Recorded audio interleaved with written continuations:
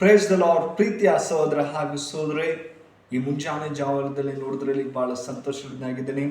ಯೇಸು ಕ್ರಿಸ್ತನ ಮಧುರ ನಾಮದಲ್ಲಿ ನಿಮಗೆಲ್ಲರಿಗೂ ವಂದನೆಗಳು ಸಲ್ಲಿಸ್ತಾ, ಶಾಲು ನಿಮಗೆ ಸಮಾಧಾನ ಉಂಟಾಗಲಿ. ಪ್ರೀತಿಯ ದೇವಮಕ್ಕಳೇ, ದೇವರ ಕರುಣೆಯಿಂದ, ದೇವರ ಒಂದು ಪ್ರೀತಿಯಿಂದ ಈ ಮುಂಜಾನೆ ಒಳ್ಳೆಯ ದಿನ ಕೊಟ್ಟಿದ್ದಾರೆ. ಹೌದು ದೇವ ಮಕ್ಕಳೇ, ನಮ್ಮನ್ನು ಹೆಚ್ಚಾಗಿ ಪ್ರೀತಿಸುವಂಥ ದೇವರಾಗಿದ್ದಾನೆ. ಆತನ ವಾಕ್ಯಗಳಿಂದ ಮತ್ತು ಆತನ ಪ್ರಾರ್ಥನೆಯಿಂದ ನಾವು ಜೀವಿಸುವಾಗ ನಮಗೆ ಒಳ್ಳೆಯ ಆರೋಗ್ಯ ಕೊಡುವಂಥ ದೇವರಾಗಿದ್ದಾನೆ. ಪ್ರತಿದಿನ ಆತನ ವಾಕ್ಯಗಳು ಓದುವಾಗ ನಮಗೆ ಬಲ ಮತ್ತು ಹೆಚ್ಚಾಗಿ ನಮ್ಮನ್ನು ಜೊತೆ ಮಾತನಾಡುವಂಥ ಸರ್ವಶಕ್ತನಾಗಿದ್ದಾರೆ. ಹೌದು ಪ್ರೀತಿ ದೇವ ಮಕ್ಕಳೇ, ಈ ದಿನ ದೇವರು ಒಂದು ಒಳ್ಳೆಯ ವಾಗ್ದಾನ ಕೊಟ್ಟಿದ್ದಾರೆ. ಏನಂದರೆ ದೇವರು ನಮ್ಮನ್ನು ಇಷ್ಟಪಡುತ್ತಾನೆ. ಹೌದು ಪ್ರೀತಿ ದೇವ ಮಕ್ಕಳೇ, ನಮ್ಮನ್ನು ಯಾವಾಗಲೂ ಕೈ ಬಿಡೋರಲ್ಲ. ನನ್ನ ಮಗನೇ, ನನ್ನ ಮಗಳೇ, ನಾನು ನಿನ್ನನ್ನು ಇಷ್ಟಪಡುತ್ತೇನೆ.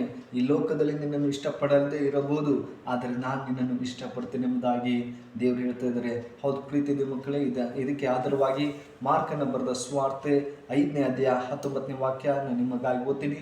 ದಯಮಾಡಿ ನಿಮ್ಮಲ್ಲಿ ಸತ್ಯವೇದವಿದ್ದರೆ ತೆಗೆದು ಧ್ಯಾನಿಸಬೇಕೆಂಬುದಾಗಿ ನಾನು ಕೇಳ್ಕೊಳ್ತೇನೆ.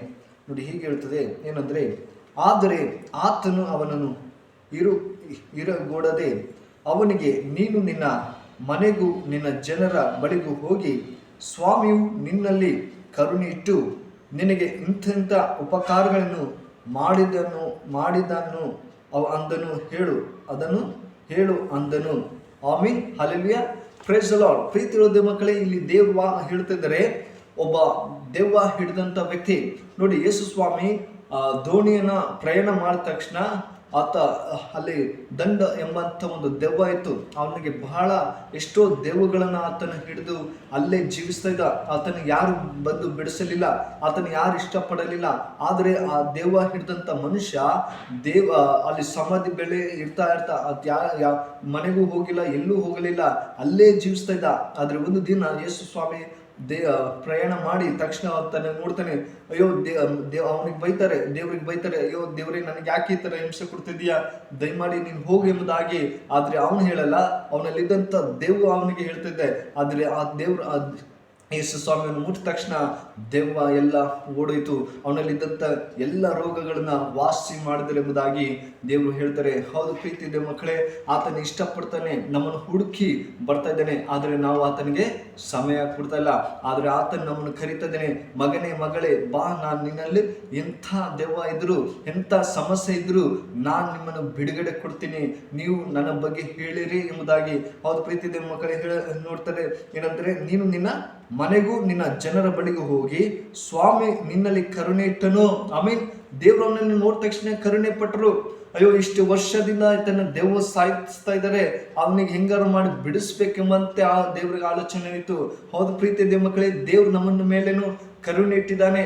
ನಮ್ಗೆ ಬೇಕಂತೆಲ್ಲ ಸಹಾಯ ಮಾಡುವಂತ ಸರ್ವಶಕ್ತರಾಗಿದ್ದಾರೆ. ಮತ್ತೆ ಹೇಳ್ತಾರೆ, ಆತನಿಗೆ ದೆವ್ವ ಬಿಟ್ಟ ತಕ್ಷಣ ನೀನು ಹೋಗಿ ಇಂತಿಂಥವ್ರಿಗೆ ದೇವ್ರು ಇದನ್ನ ಮಾಡಿದ್ದಾರೆ ಎಂಬುದಾಗಿ ಹೇಳು ಎಂಬುದಾಗಿ ಆತ ಸಂತೋಷಗೊಳ್ತಾನೆ.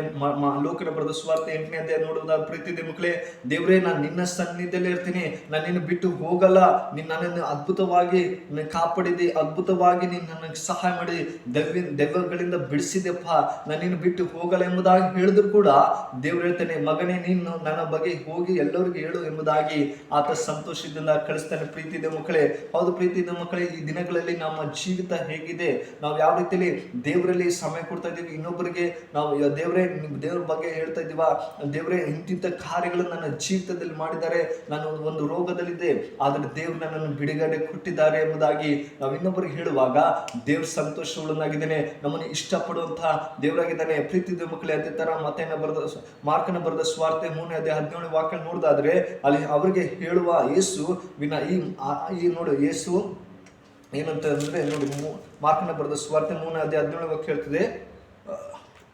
7ನೇ ವಾಕ್ಯ ಏನಂತದಂದ್ರೆ, ಯೇಸು ತನ್ನ ಶಿಷ್ಯರ ನೋಡಿ ಏನಂತದಂದ್ರೆ, ಬೇರೆ ಊರಿನಿಂದ ಆದರೆ ಆತನು ತಾನು ಇಂಥವನಿಂದಾಗಿ ಆತ ಎಲ್ಲ ಅದ್ಭುತಗಳನ್ನು ಮಾಡುವಂತಹ ದೇವರಾಗಿದ್ದಾನೆ ಎಂಬುದಾಗಿ ಸಂತೋಷಿದ್ದ ಅವ್ರು ಹೇಳ್ತಾ ಇದ್ರು. ಪ್ರೀತಿ ದೇವ ಮಕ್ಕಳೇ, ಅದೇ ತರ ದಾವಿದನ ಬರೆದ ಕೀರ್ತನೆ 66ನೇ 16ನೇ ವಾಕ್ಯ ಹೇಳ್ತದೆ, ಎಲ್ಲ ದೇವರ ಭಕ್ತರೇ ಬಂದು ಕೇಳಿರಿ, ಆತನು ನನಗೆ ಮಾಡಿದ ಎಲ್ಲವನ್ನು ನಿಮಗೆ ಹೇಳ್ತೇನೆ. ಆಮೇಲೆ ದಾವೀದನು ಹೇಳ್ತಾನೆ, ಪ್ರೀತಿಯ ಮಕ್ಕಳೇರ ಬನ್ನಿರಿ, ದೇವ್ರು ಮಾಡಿದಂಥ ಎಲ್ಲ ಕಾರ್ಯಗಳನ್ನು ನಿಮಗೆ ಹೇಳ್ತೀನಿ ಎಂಬುದಾಗಿ ದೇವರ ವಾಕ್ಯ ಹೇಳ್ತದೆ. ಹೌದು ಪ್ರೀತಿಯ ಮಕ್ಕಳೇ, ನಮ್ಮ ಜೀವಿತದಲ್ಲಿ ನಾವು ದೇವರ ಭಕ್ತರಲ್ಲಿ ಜೀವಿಸುವಾಗ ದೇವ್ರು ಮಾಡುವಂತಹ ಎಲ್ಲ ಕಾರ್ಯಗಳನ್ನು ನಾವು ದೇವರ ಮಕ್ಕಳಿಗೆ ಹೇಳುವಾಗ ದೇವ್ರ ಸಂತೋಷವಾಗಿದ್ದಾನೆ. ನಮ್ಮ ಇಷ್ಟ ಬಂದ ಹಾಗೆ ಜೀವಿಸದೆ, ದೇವರಲ್ಲಿ ನಾನು ಲೌಕಿಕವಾಗಿ ಜೀವಿಸದೆ ನನ್ನ ಆತ್ಮಿಕವಾಗಿ ಜೀವಿಸುವಂತೆ ಸಹಾಯ ಮಾಡು.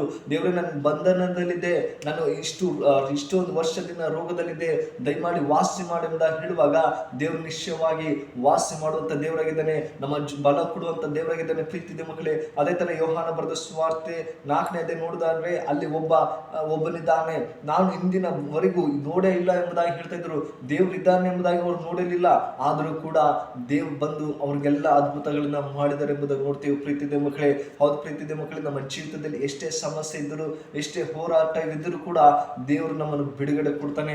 ಅಂದು ಆ ದೆವ್ವ ಹಿಡಿದಂತ ವ್ಯಕ್ತಿನ ಜೀವಿತನ ಬದಲಾಯಿಸಿದಂತ ದೇವರು ಇಂದು ನಮಗೂ ಕೂಡ ಬದಲಿಸುವಂತ ಇಷ್ಟಪಡುವಂತ ದೇವರಾಗಿದ್ದಾನೆ. ನಾವು ಎಂತ ಪಾಪದಲ್ಲಿದ್ದರೂ ಕೂಡ, ಎಂತ ರೋಗದಲ್ಲಿದ್ದರೂ ಕೂಡ ದೇವರು ನಮ್ಮನ್ನು ಕರುಣಿಸುವಂತ ದೇವರು, ನಮ್ಮನ್ನು ಇಷ್ಟಪಡುವಂತ ದೇವರಾಗಿದ್ದಾನೆ. ಹೌದು ಪ್ರೀತಿಯ ಮಕ್ಕಳೇ, ಒಂದು ದಿವಸ ಒಂದು ಊರಲ್ಲಿ ಒಂದು ವ್ಯಕ್ತಿ ಇದ್ದ. ತಮ್ಮ ಜೀವಿತದಲ್ಲಿ ಬಡತನಲ್ಲಿದ್ದರೂ ಕೂಡ ಆತ ಯಾರಿಗೂ ಹಿಂಸೆ ಮಾಡಲಿಲ್ಲ, ಯಾರಿಗೂ ತೊಂದರೆ ಮಾಡಿಲ್ಲ, ಒಳ್ಳೆ ರೀತಿಯಲ್ಲಿ ಜೀವಿಸ್ತಾ ಬರ್ತಾ ಇದ್ದ. ಆತನಿಗೆ ಯಾರು ಇಷ್ಟಪಡ್ತಾ ಇದ್ದಿಲ್ಲ.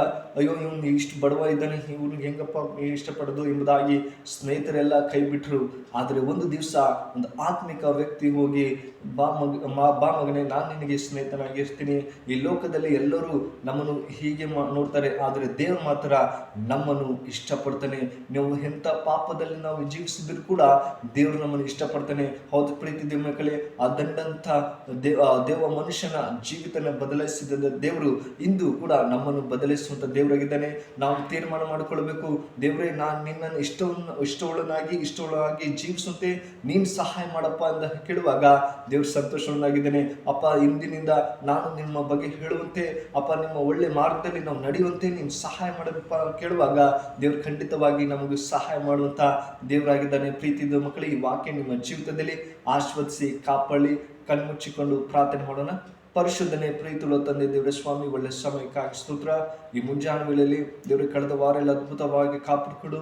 ಈ ನೂತನ ದಿನ ಕೊಟ್ಟಿದ್ದಕ್ಕಾಗಿ ನಿಮಗೆ ಸ್ತೋತ್ರ ಸ್ವಾಮಿ. ಅಪ್ಪ ದೇವರೇ, ದಂಡಂತ ದೇವರೇ, ಆ ದೆವ್ವಗಳನ್ನು ಓಡಿಸಿದಂಥ ಮನುಷ್ಯನ ಅದ್ಭುತವಾಗಿ ನಡೆಸಿದಂಥ ದೇವರೇ, ಇದೇ ಥರ ದೇವರೇ ಈ ವಿಡಿಯೋ ಯಾರು ನೋಡ್ತಾರೋ ಮಕ್ಕಳನ್ನು ಆಶ್ರಯಿಸು. ಅವರಲ್ಲಿದ್ದಂತೆಲ್ಲ ಸಮಸ್ಯೆಗಳನ್ನು ತೆಗೆದಾಕಿ ಒಳ್ಳೆ ಆರೋಗ್ಯದಿಂದ ಸಂತೋಷವಾಗಿ ಜೀವಿಸುವಂತೆ ಸಹಾಯ ಮಾಡಬೇಕಪ್ಪ ಅಂತ ಪ್ರಾರ್ಥಿಸಿದ್ರೆ, ಕರುಣಾಮಯನೇ, ನೀವು ಒಳ್ಳೆ ದೇವರು, ಅದ್ಭುತ ಮಾಡುವಂಥ ದೇವರಾಗಿದ್ದಾರಪ್ಪ. ನಿಮಗೆ ಸ್ತೋತ್ರ. ಪ್ರೀತಿಯುಳ್ಳ ತಂದೆ, ಮುಂಜಾನೆ ನೋಡುವಂತೆ ಕೃಪೆ ಕೊಟ್ಟಕ್ಕಾಗಿ ಸ್ತೋತ್ರ. ಯಾರ ಮಕ್ಕಳಲ್ಲಿ ಎಲ್ಲ ಏನೇನು ಕೆಲಸ ಇದೋ ಆ ಕೆಲಸಗಳೆಲ್ಲ ಸಫಲವನ್ನು ಕೊಡು, ಒಳ್ಳೆ ರೀತಿಯಲ್ಲಿ ಸಹಾಯ ಮಾಡಪ್ಪ ಅಂತ ಪ್ರಾರ್ಥಿಸಿದರೆ, ಪ್ರೀತಿಯುಳ್ಳ ತಂದೆ, ಈ ಚಿಕ್ಕ ಪ್ರಾರ್ಥನೆ ಕೇಳಿದಂತೆ ಯೇಸು ಕ್ರಿಸ್ತನಲ್ಲಿ ಬೇಡುತ್ತೇನೆ ಜೀವ ತಂದೆ. ಆಮೇನ್. May God bless.